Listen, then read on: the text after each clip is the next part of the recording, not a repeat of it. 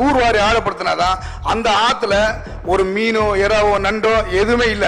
மாண்புமிகு உறுப்பினர், அது நீர்வளத்துறை அமைச்சருக்கு கோரிக்கை வச்ச மாதிரி தெரியுது. பொல்யூஷன் கண்ட்ரோல் தான் பாக்குது. அதுல தமிழ்நாடு மாசு கட்டுப்பாட்டு வாரியம் தான் அது பாக்குது. அதுக்கு அவங்க தான் முன்னிருந்து செஞ்சிருக்காங்க. ரெண்டு பேரும் இணைஞ்சு அதை செய்தார்கள். ஆயில் கசிந்து ஆத்துல கேள்வி என்ன கேள்விக்கு வாங்க. சுற்றுச்சூழல் உள்ள பிரச்சனை தான் நான் சொல்ல வரேன். சுற்றுச்சூழல் துறையோட சம்பந்தப்பட்டது தான் இது. மாண்புமிகு உறுப்பினரது கேள்வி மூலக்கல்விக்கு சம்பந்தமில்லாத என்ற சூழலிலும் மாண்புமிகு தமிழக நீர்வளத்துறை அமைச்சர் அவர்களுடைய கவனத்திற்கு கொண்டு சென்று நடவடிக்கை மேற்கொள்வதற்கு ஏற்பாடு செய்யப்படும் என்பதை தங்கள் வாயிலாக மாண்புமிகு உறுப்பினர் அவர்களுக்கு தெரிவித்துக் கொள்கின்றேன்.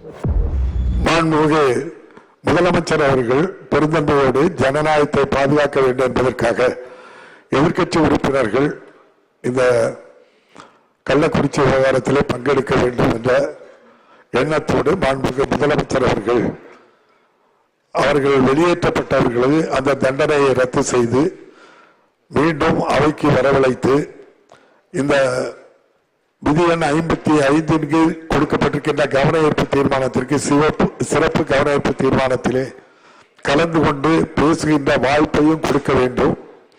தொடர்ந்து நம்முடைய மானிய கோரிக்கைகளுடைய விவாதங்களிலும் கலந்து கொள்ள வேண்டும் என்று பெருந்தன்மையோடு சொன்ன நம்முடைய மாண்புமிகு முதல்வர் அவர்களுக்கு இந்த அவை நன்றி தெரிவித்து வெளியேற்றப்பட்டவர்கள் அனைவரும் மீண்டும் அவைக்கு வர வேண்டும் என்று உத்தரவிடுகிறேன். நன்றி.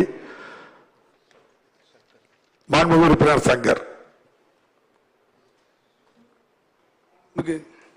மாண்புமிகு பேரவைத் தலைவர் அவர்களே, டிசம்பர் 4ஆம் தேதி நிஜாம் புயலில் பாதிக்கப்பட்ட போது சென்னையே முழுகியது.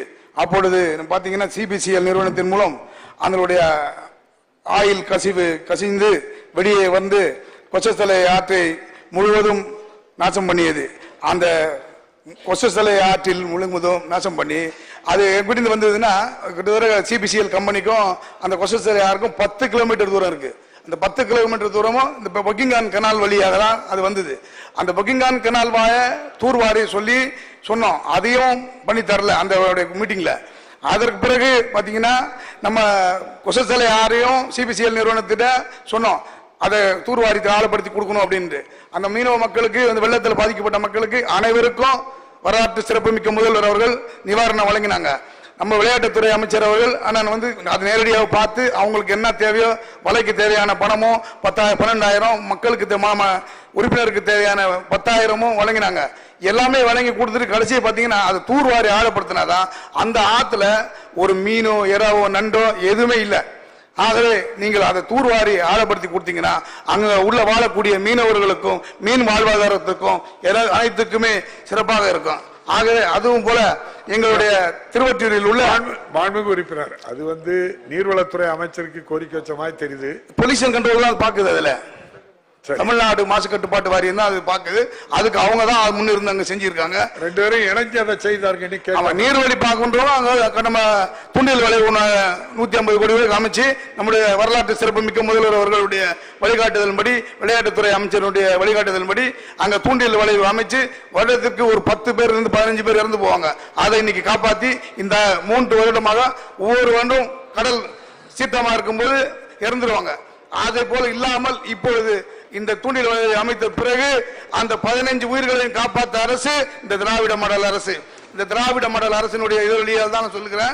ஏன்னா அது பாத்தீங்கன்னா அங்க ஈட்டி பேசிப்போம். இப்போ இந்த ஆயில் கசிந்து ஆத்துல கேள்வி என்ன கேள்விக்கு வாங்க. சுற்றுச்சூழல் உள்ள பிரச்சனை தான் நான் சொல்ல வரேன். சுற்றுச்சூழல் துறையோட சம்பந்தப்பட்டது தான் இது. அதை தான் சுத்தம் செய்து அந்த தூர்வாரி ஆழப்படுத்தி கொடுத்துட்டீங்கன்னா மீண்டும் அந்த மீனவர்களுடைய வாழ்வாதாரம் உயர்த்தப்படும். 1. 2வது பட்சம் எப்படி பாத்தீங்கன்னா ஈட்டிபேசியிலிருந்து அந்த சுடு தண்ணி அந்த ஆத்துக்குள்ள வருது. அதனால முதல் கடல் அரிப்பு தான் வந்தது. இப்ப பாத்தீங்கன்னா 6 அரிப்பு வருது.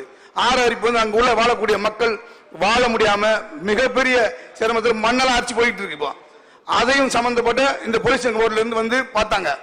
பார்த்து இதுவரைக்கும் எந்த விதமான வேலையை அவங்க செய்யல. அங்க உள்ள மக்கள் வீடெல்லாம் போயிட்டு விரைவா நடவடிக்கை எடுக்க சொல்லி கேட்கறீங்க. மாண்புமிகு அமைச்சர் பதில் சொல்லுங்க. ஆமா. மாண்புமிகு பேரவைத் தலைவர் அவர்களே, மாண்புமிகு உறுப்பினரது கேள்வி மூலக்கல்விக்கு சம்பந்தமில்லாத என்ற சூழலிலும் மாண்புமிகு தமிழக முதலமைச்சருடைய கவனத்திற்கும் மாண்புமிகு தமிழக நீர்வளத்துறை அமைச்சர் அவர்களுடைய கவனத்திற்கும் கொண்டு சென்று அதற்கான கோரிக்கைகள் நிறைவேற்றுவதற்கு நடவடிக்கை மேற்கொள்வதற்கு ஏற்பாடு செய்யப்படும் என்பதை தங்கள் வாயிலாக மாண்பு உறுப்பினர் அவர்களுக்கு தெரிவித்துக் கொள்கின்றேன்.